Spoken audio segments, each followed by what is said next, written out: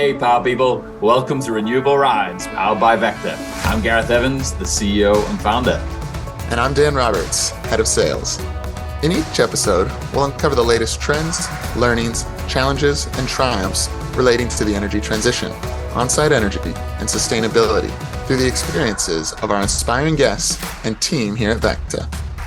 So get ready for an exhilarating adventure into the fast-paced world of challenging limits, adapting purposefully, and empowering co-creation to accelerate the energy transition with those that are on a mission to create a more resilient, profitable, sustainable, and thriving energy future. So let's go.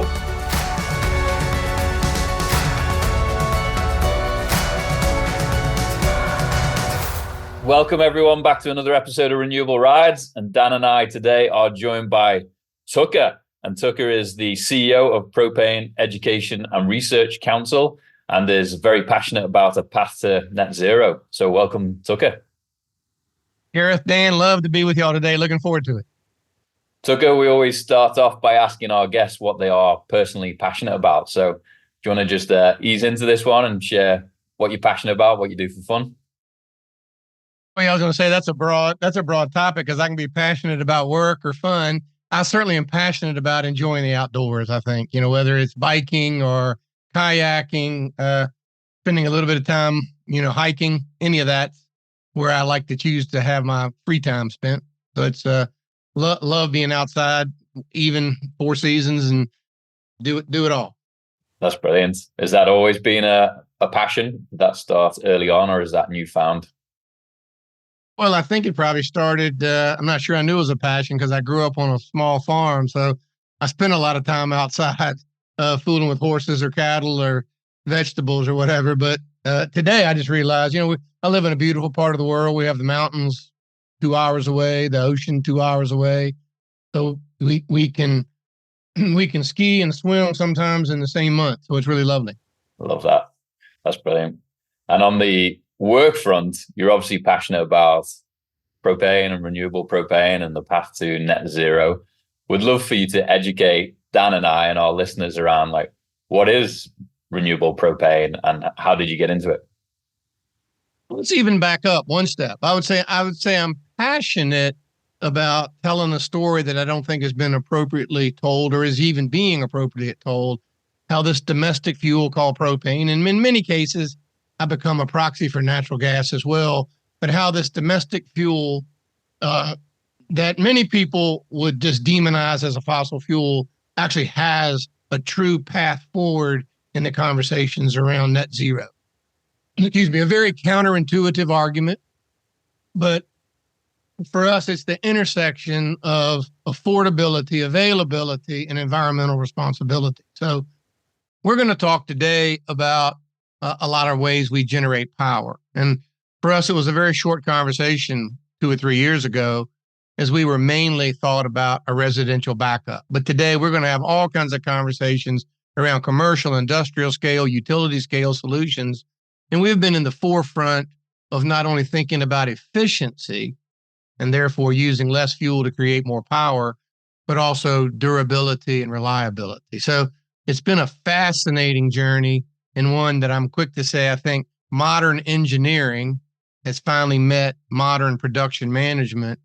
And of course, it doesn't hurt to have the largest source of propane in the world right here in the U.S. So anytime the conversation comes back to energy security. Now, to your point, let's go to what you finally asked. We will eventually talk about renewable propane. And I'm one. 10 years ago, I was in California talking with the head of the California Energy Commission about how we were a perfect solution for what was facing California at the time. Increasing power costs, decreasing reliability, tremendous NOx emissions impacting the children across almost the entire state, and really did a good job of explaining how propane was going to be a solution for not only on-road engines, but off-road engines and also power gen. And they said, well, what's your path to zero? And I said, I appreciate your question, but you didn't listen to my story, I guess. Conventional propane is a part of the solution today.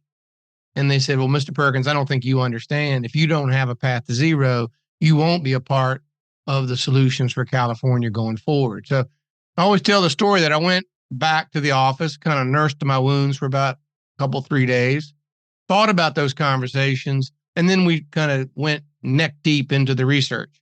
Could, in fact, we make renewable propane? And for us, it's not could we make it, it's could we make it at scale, make it affordable? Was it really a workable solution? We don't try to be all things to all people, but we do try to be environmentally friendly and affordable, very clearly two criteria for us.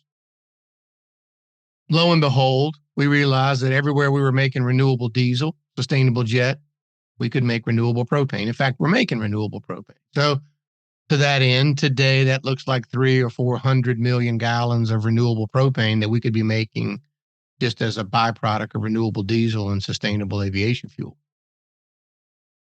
A year ago, I would have said, that's my story. Now, we'll say to you, that's really just one component and maybe the smallest component of how we'll make renewable propane in the future. We now know how to make it. We're working with MIT to recover plastics, turn it into propane. We're working in a really exciting project with the Illinois Institute of Technology, taking waste carbon, CO2, and turning it into renewable propane. And really across the country, we're working with waste streams of methane that we could easily convert to renewable propane. So fascinating story. You can use regular propane today, but take great confidence that over the next couple years, depending on where you are, what your uses are, you could be using renewable propane or a blend of the two. And the carbon numbers are exotic. Some of these streams have carbon intensities that are approaching minus 200. So really, really a great story. But I'm eager to learn more and eager to learn more about the use cases as well. I'd like to take a quick step back, Tucker. Can you share a little bit more with our listeners? Like, how did you get here? You grew up on a farm. You're now leading the propane industry and the education and research organization within that. But how'd you get here? How'd you get into propane? How'd you get into energy? I wonder that sometimes myself, but part of that is I would be like maybe a lot of people. I followed my father to a degree. My father was an engineer. He grew up after college and the war and all the other things, being the chief engineer and ultimately the president of a big regional propane company. So I worked there most of my summers. After college, though, I elected to be a consulting engineer so I could get become a registered professional engineer, and was recruited into the natural gas business and loved that business. I built pipelines, operated pipelines, ran an LNG facility, just things that are in the news every day now, really a part of my early career choices. Over time, interestingly enough, the parent company of my natural gas company bought a couple of big propane companies, and I eventually found my way over to run that propane company. We grew it to the fourth largest in the country. So kind of how I got there. Now, I actually stepped out 2 times out of that role. Once was to run a big civil engineering business where we built bridges and pipelines and airports and, big infrastructure business, which is really helpful today as we talk about the role of infrastructure. And also ran an equipment company that we made technology that allowed engines to run on propane. We were at the forefront of the school bus revolution on propane and a lot of trucking activity. So kind of always been around this energy piece and kind of morphed somewhere along the line. I went from an engineering degree to a master's in business, which at least helps me understand not only the technical pieces, but as we think about go-to-market strategies, could it be affordable? Is it going to be profitable for both the supplier and the customer? So it's been a really good career. Well, that's a great background, and I think you've been around it for longer than most have ever even been thinking about it. So I do want to get into some of the more technical side of things, but I think to help all of us have a frame of which to think about this through, can you talk a little bit about the different use cases? You touched on transportation there briefly. You mentioned kind of historically it's been backup. What are the typical use cases for propane today, specifically as it relates to commercial industrial businesses as well? Great question, Dan, and thanks for even asking it, because I think for me, the most frustrating part of my job is I'm talking to people about how propane is clearly a part of the energy transformation going forward. By the way, I refuse to call it a transition. It's much too difficult to be a transition. We're in an energy transformation, but the stock answer that comes back to me is, and these are from knowledgeable energy people, well, Tucker, how could the fuel that powers my grill, how can that be a part of the energy transformation? And it's really frustrating because while that's a true statement, there are 50 million homes that have a propane grill. If you were to travel with me, I could show you 23,000 school buses today operating on propane. And I could tell you that if all of the diesel buses converted to propane, we'd save enough money for the school systems to put 25,000 teachers back into the classroom, right? Or I could take you to Turkey and Poland or Japan and show you vast infrastructures where taxi cabs and personal vehicles are already operating on propane. Frankly, very sophisticated fueling systems. But to your question, about 5 million homes in the U.S. rely on propane for their everyday space heat. Another 3 million, so about 8 million homes, are using it for cooking and hot water. Nearly 1 million farms. It's kind of the fuel of the farm for not only heating and dairy, but grain drying. We are involved in transportation. We think probably conservatively 60, 70,000 vehicles in the United States operating on propane, mainly medium duty transportation, no Class 8. And while we do have quite a few taxi fleets and limousine fleets and police fleets operating on it, we kind of see the future gravitating towards medium duty transportation. And it doesn't matter what your cargo is. Your cargo can be a student on the way to school. It could be a package in a UPS or FedEx van. It could be something else where payload and range really impact that fleet. So a lot of fleets. Material handling has always been a core part of our business. Everyone sees a picture every day of a propane-powered forklift, and now we're kind of expanding that into the ports as we think about heavier duty cargo handling and bigger forklifts. And I think our new piece would be, in fact, power generation. And you can watch TV for 30 minutes and you'll see an advertisement from generally Generac featuring a propane powered generator for their residential home. But it's so much bigger than that now. As the power grid has become more fragile, arguably a bit more expensive. So now we see a whole host of not just residential customers, but commercial industrial customers thinking about how to use propane power generation to either supplement, peak load, or sometimes just backup for their power generation. All of us, power has become really critical, right? I mean, I can't imagine a day without power. And when I was a kid, I think I could have imagined it wouldn't even bother me much, right? But now communications and the internet and everything, we need power to survive. So we're really excited. I'll go back. We're the backbone for residential in America beyond the natural gas mains.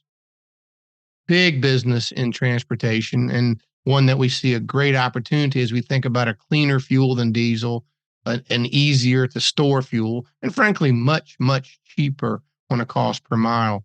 But we're excited about some things we're going to talk about today in power gen. Yeah, Tucker, we're firm believers in the energy transformation. We want to generate clean, reliable, affordable power for everyone. We know that the biggest impact we can all make is on commercial industrial businesses today. We think about it in terms of on-site energy generation and microgrids. From a propane perspective, is it a straight out switch from diesel backup? Is that how people should think about it? Or is it more than that? Well, I would like to think it is more than that. Certainly it is easily, if you think about using diesel to back up your system. I think our weakness had been we didn't have those large 700 kW systems, in place. And we just didn't have those robust, durable systems from Cat or Cummins that everybody relied on. What we always had was the ability to store fuel in any quantity you wanted and to do it environmentally friendly, right? We're not going to contaminate the soil or the groundwater. We're not going to weather or age. I mean, one of the really unique things when Superstorm Sandy even ripped up the Northeast coast, some generators that really hadn't run for 10 or 20 years on propane started immediately. There's no weathering of the fuel, but clearly I envision a world that's much different than that. Now I imagine this world, we're not there quite yet, but we're headed that way pretty fast, where certainly commercial and industrial customers are not only users of power, they may be suppliers of power. And so, now all of a sudden we're in this interactive two-way where some days we're a buyer, some days we're buying and producing, and some days we may be selling back into the grid for various reasons. And we've been working hard to develop those technologies and those engines that are both durable enough but miserly fuel efficient. And I'm really happy to say, I know we can get in the weeds quickly, but we've been in a project with Cummins for almost 7 or 8 years now, but we have done something we didn't think we could do. We're matching the thermal efficiency of diesel fuel. One of the reasons we've been so slow to go into diesel technology is we've been very respectful of diesel, right? It's powerful. It's very efficient. You can store as much as you want. And it's just been the last 4 or 5 years that we've been able to match that thermal efficiency and start moving up the power scale, if you will, to have 500 kW engines. And we're in multiple conversations today, not just in the U.S., but in some neighboring countries and continents, as they're thinking about, megawatt scale systems using propane. Unheard of 4 or 5 years ago. So Tucker, what are, like, when I think about propane compared to diesel or natural gas, or frankly any other fuel source, what are the advantages that propane has over others, and are there any disadvantages as well? Well, yeah, I think the advantages it has is that it's much cleaner to store, probably cleaner to burn, and we can do it simpler, right? I mean, clearly modern diesel technology is really getting difficult to meet the emission standards. And even in on-road vehicles, we're doing it with really elementary three-way catalysts. And these are sophisticated engines, so ultra low NOx. So I think the advantage is we can do the things that you could do with diesel now with propane, and we can do it simpler as we move into tier 4 and 5 and these complex emission systems. And God help us what it's going to look like in 2027 or 2030 or beyond, right? We're meeting those regulations with very simple three-way catalysts. So it's also a domestic fuel. We're the world's largest producer by far. So you can take energy security to another level. And because of the robust supply, it tends to be very economical. In on-road fleets, we routinely are half the operating cost of a diesel fleet. I probably have seen 4,000 different cost models comparing propane to diesel. I mean, every now and then we'll see something that's significantly better than 50% savings, but rarely do we see anything that's not at least 50% of the cost per mile. So you can imagine that. Now, to your point, again, we're respectful of diesel. We just haven't had those robust 750 kW generators, and they certainly haven't had the. We have been coming from a gasoline world that moved to propane rather than that robust diesel world. And I think Cummins has kind of led that revolution, if you would, to take the robustness and durability profile of a diesel engine, but use a gaseous fuel like propane or natural gas. To your point, generally propane and natural gas are about the same emissions profiles. You would choose natural gas when natural gas was available. You would choose propane when you were beyond the natural gas main. We began to see a little bit of a dichotomy there, I guess, where plenty of places have enough natural gas for the current business, but they don't have enough natural gas for a new business. So we're able to store propane just like you store diesel. And that energy storage feature is a great comfort to some commercial industrial customers. Yeah. Can one of the things that's kind of been burning as we've been talking through, because you've mentioned a couple times that U.S. is the largest producer of propane. Can you talk a little bit about the technical side of things? In preparing for our conversation, I came across that it's a byproduct of natural gas and crude oil refinement. Is that correct, or can you explain to our listeners a bit more about how is propane produced and why is the U.S. so well positioned to utilize the fuel? Yeah, it's truly an interesting thing that I don't think anybody ever sets out to make propane. But, given the complexities some days of the energy market, propane is a very important element of what they're producing. So to your first question, propane is either the heavier thing in a gas well or one of the lighter things in an oil well. Now, as we kind of think about modern refining, today, most of the propane you think about and that we use in the U.S. is coming from cleaning up natural gas. As we think about these great shale plays, the Permian, the Haynesville, the Marcellus. And the Marcellus is very important to me because it's that first formation in the East where so many people are living. And so having energy where people live is really important. But as shale has expanded the natural gas, and it's in the news every day, as now we debate the necessity to export LNG, the supply of propane has just gone up exponentially. When I started in the business, 75% of the propane in the U.S. came from refining crude oil. Today, probably 80% is coming from cleaning up natural gas. And so we have this robust supply stored in the large caverns just below Houston, Texas, is one, but another sets of big caverns around the world, around the country, strategically positioned. So, and we don't see, in fact, I kind of spend hours every day studying supply demand numbers. Don't really see that changing for decades, right? I think we're going to continue to produce natural gas. To the extent we continue to produce natural gas, we'll continue to produce natural gas liquids. That's what you would refer to propane as, one of the natural gas liquids.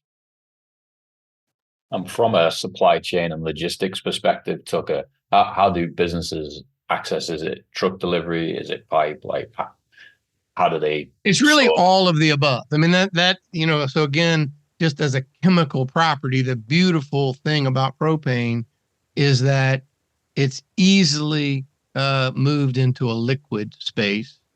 And then you can choose, as a designer, you can choose to use it as a liquid or use it as a vapor. So think about your own stove at home. Clearly, it comes to your home, stores in the tank outside your home as a liquid. When you turn your stove on, it actually vaporizes and becomes a gas.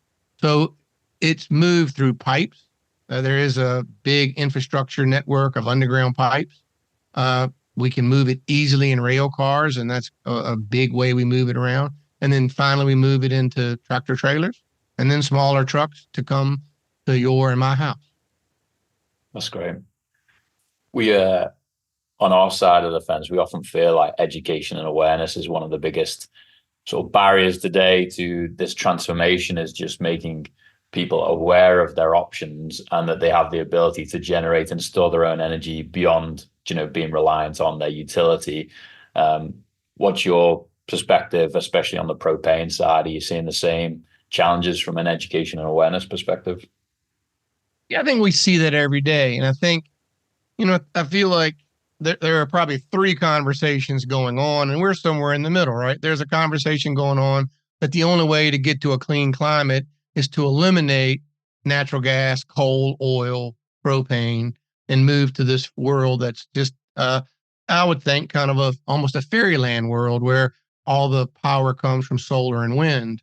I think the alternate argument is that, we've had this energy system that's worked for us for 100 years, and we should continue to rely on gasoline and diesel fuel. And I think we're in the middle, right? We're clearly a believer that technology can take us to a new place. We clearly believe that the climate is in need of being improved.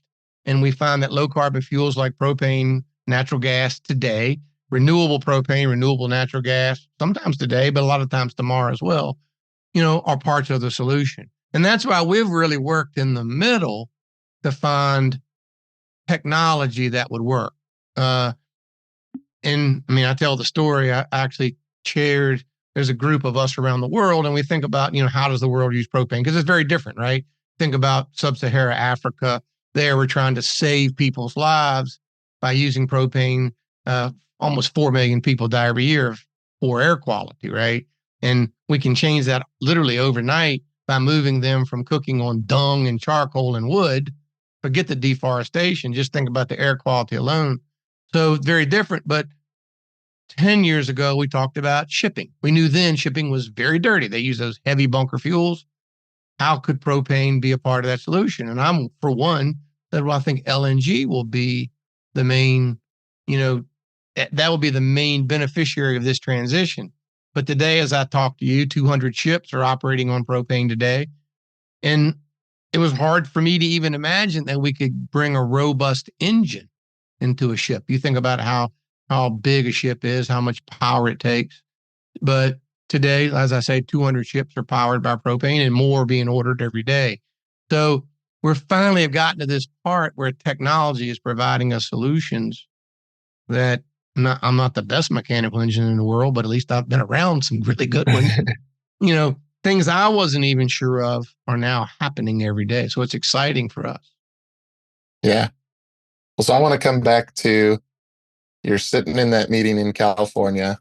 They challenge you to say, well, if you don't have a plan to get to net zero or get to zero, then you don't have a place in California. You went back to your office. What'd you come up with? Where are we headed? Well, I think the first thing we had to really see if we bought into that vision is that, did we really need to go to a world that had zero carbon? Because you think about a conversation like that 7 or 8 years ago, that's a really foreign concept, I think. And what we realized is we saw other industries talking about the very beginning of reducing carbon emissions. And what was exciting for us as we started talking to chemists and chemical engineers and thinking about those pathways, we realized that it was a real opportunity. And again, I don't really ever like to get into that ethanol debate, that fuel versus food debate, the water use, land use. I mean, it's a complicated debate around ethanol, right? And I didn't really want to be a part of that. But again, thinking about a couple objectives from the very first point. Could we actually do it? Could we do it at scale? But could we do it where we didn't impact the food debate? We're very cognizant, if you would, of water and water resources. And what we found early on is that the chemistry would be in our favor, that we could do it, that there were certain things that would easily convert to propane.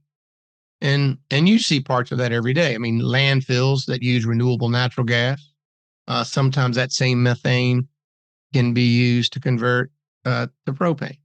So even as we sit here today, we have a whole host of chemical processes thinking about methane conversion, some agricultural processes converting things that you probably have never heard of, because I'd never heard of them.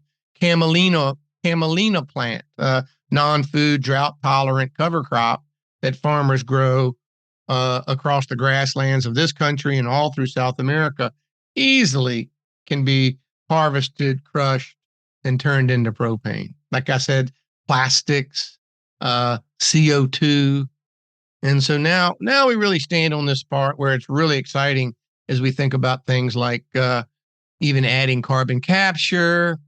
We're working ahead to those next steps, but we really see with certainty. I want to be clear. It's with certainty, not any uncertainty at all, that we can have durable, affordable solutions that use propane today. We'll use blends of propane, renewable propane tomorrow, but at some point would use all renewable propane. And by the way, we're doing that today in California. We're doing it in Washington State, where the laws are very tilted towards, really promoting the use of renewable propane. So we've been operating bus fleets on renewable propane for years. We see it now in some material handling fleets. And I think that transformation will just keep happening. New Mexico just recently came up with a low carbon fuel standard, and we're working through the details of what that means. But I think one thing it means for sure is that you'll see more renewable fuels going into New Mexico than you did before they had that low carbon fuel standard. And Tucker, what role is PERC playing? Like, what is your mission, and what does success look like? Well, the propane industry, we like to think we represent the propane industry beyond politics. We have nothing to do with politics and lobbying. Just not, we don't get involved in that at all. But, let me be very clear, we're thinking about safety and how to keep the industry well trained, how to keep users safe. So that's a key mission for us every day. We do think about telling the story of propane today to farmers, to builders, architects, engineers, to industrial owners. But then lastly, we're really thinking about this technology suite and how do we foster that innovation that we need to make sure we're a fuel that's relevant in 2025, 2035, and 2050. And I'm quick to say, I don't think we have, none of us have really a great periscope, I think, beyond 2050. Where will we be with nuclear power, both fusion and fission, right? Where will we be with on-site battery storage? And I'm always quick to say, I'm a firm believer that what's in the laboratories today won't even be the batteries we're using in 2050, right? So there's this complex upheaval, but I do think we'll continue to talk and lead in a couple areas that we really have been beneficial. Affordability. Really important. And I think some days I'm the only person out there really trying to keep, the concept of affordability. And it's a struggle for me because people want to often talk about renewable power and environmental justice in the same breath. And, I'm quick to say we are the one who most strongly thinks about affordability. And that's the true meaning of environmental justice, I think. But we're really proud of where we're going and where technology is taking us with, companies. There's a great press release out today from a company some people may not have even heard of, but Stanadyne. Stanadyne was a partner to us for injectors and fuel pumps. And, they've come out today with a press release talking about their next generation product and the durability and the innovation in there. So we're really excited. We could talk across a whole variety of markets, but you'll see us stay focused on power generation, material handling, and transportation.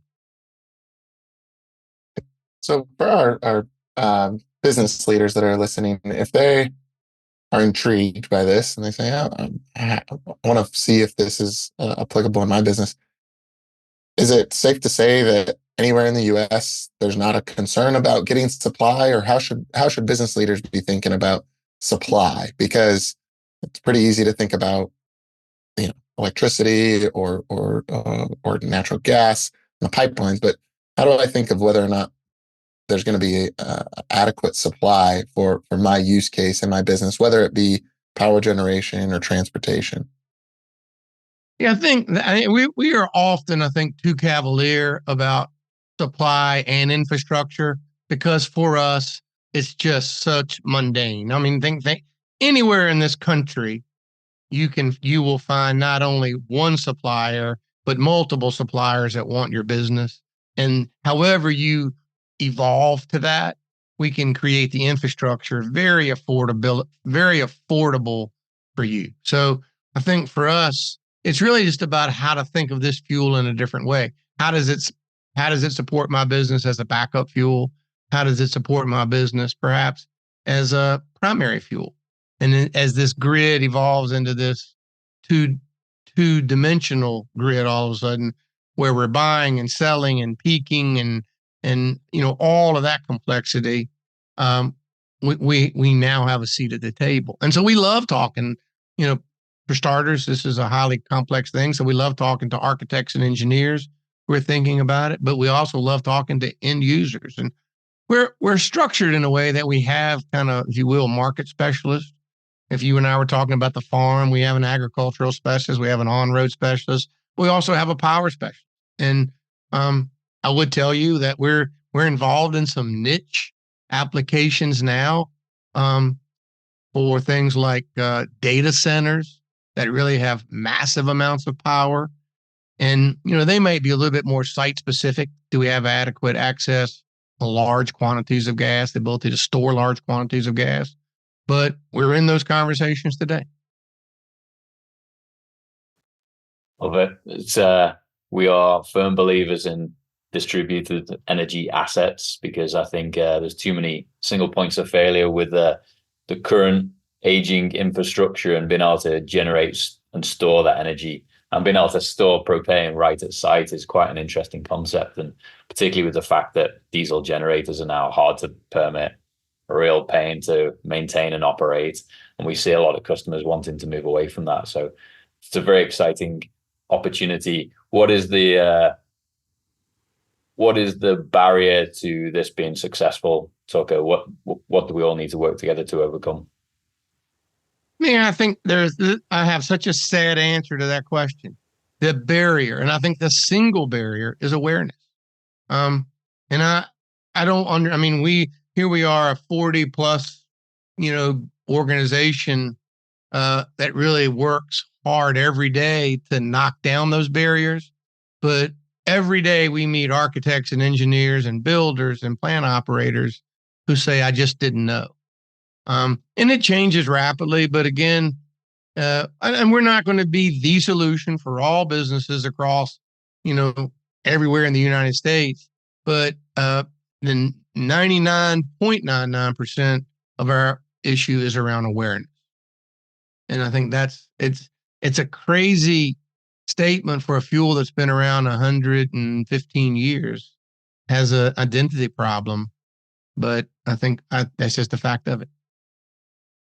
That resonates. I think that the same holds true in our world of broadly on-site generation and storage, and people understanding the opportunities and how things have changed quite a bit in the last 2-3 years. And it sounds like similarly you're seeing that in the propane space.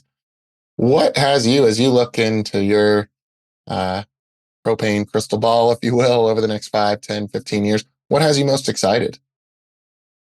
Well, I do think what probably has me excited personally is just the ability to transform from this few engines, not durable, gasoline improved, now to these robust, fuel efficient, and massive engines. So again, thinking about Caterpillar and Cummins, and we're talking about all of a sudden 500 kW, and you need a 2 megawatt system. Here we have solutions. So I think personally, where I get really interested is we've moved beyond 25 kW, 35 kW residential backups now to 500 kW prime systems.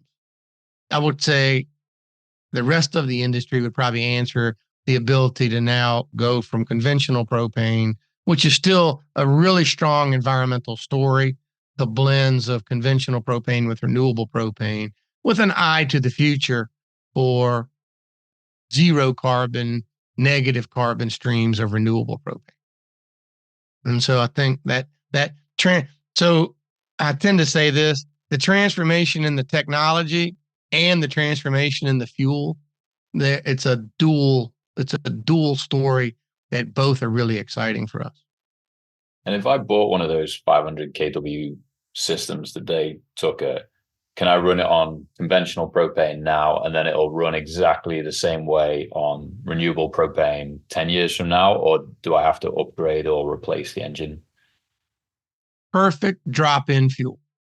And so no, and that, by the way, that applies. We could be talking about your grill. In fact, a couple of months ago, I grilled, 1,000 hamburgers and hot dogs using renewable propane. But yeah, no changes at all in the infrastructure. And that's why I'm quick to say today you'd be using conventional propane. Maybe a year from today, you might be using 10% renewable propane. And then 30 years from now, 100% renewable propane. No changes whatsoever. It's the source of carbon is what's different. The actual chemical fuel is exactly the same. And what motivates you to beat this drum every day, Tugger? What keeps you going? Well, I would hope everybody answers that question the same, is that I look around, our industry is relying on us. My children and their children are relying on us. And we have a great opportunity to really think about the energy transformation in a different way. Think about, I never hear anybody talk about it sometimes, land use issues, water use issues, energy conservation, and then to take on top of that this readily abundant domestic fuel that is in fact inherently low carbon, and when consumed is fully consumed. So we really have a chance to transform our environment at the same time we transform our economy. And so it's a privilege. It also makes me stay up a little later at night than I'm into, and maybe get up a little earlier in the morning. But I do think for all of us, particularly in these low carbon gaseous fuels, propane and natural gas, we are now thinking about it fundamentally differently than we did 20 years ago. It was just about available and affordable. And now we have to think about environmentally beneficial too. But the good news is we do that. It's frustrating to me. I could go to California right now. I know you live in San Diego. We could help the children of the LA basin today, right? Let's minimize the use of diesel. And we all saw it, right? When COVID came, we stopped driving. We saw the skies clear, got the opportunity to do that again. And yet we tend to be looking for these silver bullet solutions. Let's wait for battery electric. Let's wait for hydrogen. Let's wait for these things. And we have the ability to do meaningful changes now that would improve not only our climate, but our health. And that's what really gets us up moving to tell that story. Yeah, back to the education piece. I completely agree. Tucker, we always like to ask our guests, what do you have a favorite quote that drives you forward or brings you joy every day? Gosh, that is a great question, and I think if I thought about it, I think I would probably have several, but the one that I probably keep on my desk every day was one that it is better to have tried and failed than to never have tried at all. And I think we can go back and attribute that quote to many people, but I tend to keep that in front of me all the time. And I think it's a culture that we really, love to have at PERC. Is we don't ever want to fear failure. We want to be on the edge of things. So failure is clearly an option. If we do fail, we love to talk about failing fast. Not always that easy, but I think for us, we don't ever want to wallow, if you would, in just change, just incremental change. We want to be ready to seize on an incremental, massive step forward. And so that's the one that immediately comes to mind. But maybe for other interviews, I'll have to think about that a little bit. That's great. And we love that. How do we challenge limits, but also purposefully adapt? Because I think, to your point earlier, there's a lot of knee-jerk reactions going on and people swinging for the silver bullet solutions. And let's actually get meaningful, actionable change happening at scale, and all adapt with purpose as technologies improve and as regulations catch up and incentives drive behaviors. It's a very exciting time, and appreciate the insights. If you could have us interview any guest on the podcast, who would it be and what would you ask them? Well, to be honest, I've had some on there that, I've really enjoyed as I've kind of talked to climate scientists that maybe I don't share their view, but, to hear their learned view is really interesting. Learn more about fusion and fission than I thought I'd ever know. More about carbon, how we release carbon, where we store carbon, the roles of the oceans and land and clouds. I think sometimes now, if I had guests, I'd probably love to hear from people at the UN or the IEA, because I don't understand sometimes exactly, where they are trying to go as they really talk about justice and climate, but it don't seem to execute it in a way. So trying to just understand. I've had some of the greatest guests on talking about environmental equity, environmental justice, because I think it's a term that not only did we not understand, certainly it wasn't an everyday word for us. And so, but I think my latest quest is to try to understand sometimes what the United Nations and how they're driving climate change, and to a degree, the IEA. I mean, I have to be clear, not the EIA, but the International Energy Agency, because there's such opportunity in front of us to think about how we would develop the developing nations and develop them differently. But I clearly believe propane is a part of that story. And we live it every day as we think about moving people into clean cooking. But clean cooking is only followed by now clean hot water and eventually clean power. Yeah. And so you touched on your personal podcast. What's it called? Where can people find it? And where can they find out more about you and PERC? We've had a great run with that podcast. Path to Zero comes from that original conversation that I talked about in California, and I'm happy to say we're actually going to bring a book out this fall that really kind of talks about a lot of these views that we have learned from our guest on the podcast. So that's Path to Zero. You can get it wherever you find your podcast. Apple's kind of the place we always go. And then we really work hard on the website. The website's propane.com. And if you're a farmer or a residential consumer, you can learn about, your applications there. But it's also a place where we really talk about this environmental story. And you can kind of wander through there for days if you want, getting top level information or detailed scientific information about how the story of propane is unfolding. So that's Path to Zero and propane.com. Great. And for all our commercial industrial business leader listeners, what would be your closing ask to all of them to round out the podcast? Well, I thought what Dan said early on in this interview matched exactly where we believe, is that our growth market will be in the commercial industrial space, right? The ability to produce clean power, affordable power, whether you need just a little to shave your peak or you want a base load source and you want to buy your peaks. And we just firmly believe that's our real growth market going forward. So I would certainly invite them to learn more. And I mean, we're wide open. We don't sell propane. So we're a great source sometimes for people to contact us through that website at propane.com and help them find solutions and then connect them with providers of both equipment, facilities, and ultimately the fuel. So, but we're excited about that. We're really excited about kind of how that world goes. So you can be beyond the natural gas main, beyond a reliable power grid, and still have what you need to have a functioning business and to be a vital member of that community. And that's what we do. Yeah.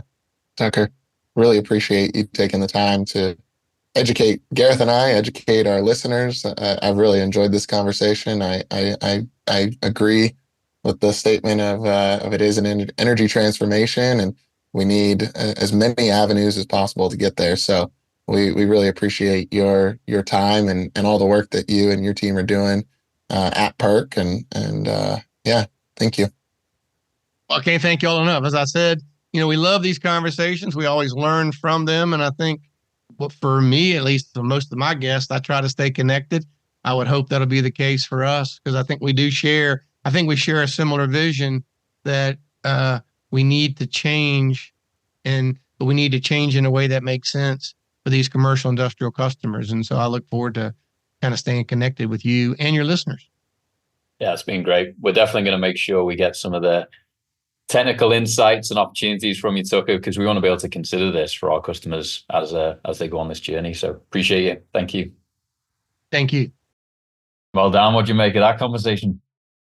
Yeah, I will say, before prepping for this and being in the conversation with Tucker, I hadn't thought much about propane beyond the times that I've had a propane fired gas grill, or I've been at restaurants and they've got the stand-up heaters and the server has to change it out. But I think the thing that I took away most is before prepping for this, I didn't really know like how propane was produced. Was it just a refined product? But to learn that it's the more dense or heavier component in a natural gas well, or the lighter component in a crude oil well, I think for me says that, okay, if we're already in there and we're already extracting some resources, let's make sure that we're utilizing all of the things that are coming out. And if it does have a very low carbon profile, and there's opportunities to transition into renewable propane as we move forward in the future, I think it's absolutely something that needs to be considered as part of the mix.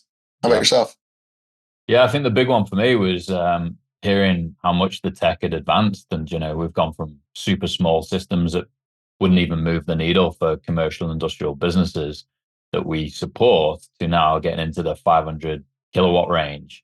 That's significant. And I think being able to run them on standard propane today and the same tech running on a fully, or any blend of renewable propane right up to fully 100% renewable propane is a super exciting opportunity for customers. And I think it just adds another arrow to our arsenal of what's possible. And it's cool to hear that suppliers that already sit in the VECKTA marketplace are offering these solutions. So we need to make sure that we're considering propane as part of this transformation. And it's definitely an awesome opportunity to just replace your diesel gensets. But how can we be smart around integrating it with solar and storage and wind and all these other tech that are being deployed every day? So exciting space, and one that I was very pleased to learn a lot more about. Yeah, no, I'm eager to keep in touch with Tucker and take a look at his website and see what some of the technical documents are. So I hope our listeners enjoy, and if there are any questions, please reach out or reach out directly to Tucker as well. But yeah, it was a good conversation and learned a lot. Yeah, good stuff. All right, well, have a great week. Catch you on the next one. You too. See ya. We receive a lot of questions from business leaders around the world wanting to learn more about the energy transition, what is possible, and where to start. So to help you stay informed and up to date on best practices, opportunities, risks, and success stories, we created an industry newsfeed at vecta.com/news with all our podcasts, blogs, and newsletter. Check it out and connect with Dan, myself, and the VECKTA team to learn more. Cheers and have a good one.